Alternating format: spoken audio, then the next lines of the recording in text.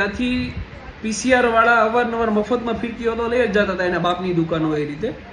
Already 4-5 ફિરકીઓ તો લઈ ગયા હતા અને પછી એક પોલીસનો મળતિયો એક ફિરકી લઈ જાય છે એની પાસેથી. જે ફિરકી ખરાબ નીકળે છે તો પેલા ભાઈને બધો સ્ટોક 14 તારીખે ઉત્તરાયણના દિવસે પૂરો થઈ ગયો હોય એટલે એ બિચારા એની ઘરની ફિરકી આપી દે છે.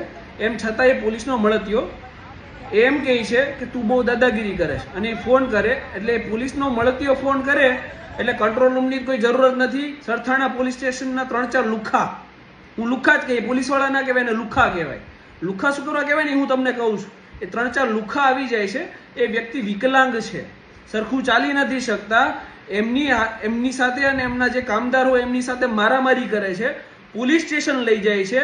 પોલીસ સ્ટેશનમાં એમને મારે છે. પોલીસ સ્ટેશનમાં એમને દારૂ પીવડાવવાની કોશિશ કરે છે. એમની ઉપર પ્રોહિબિશનના ખોટા કેસ કરે છે.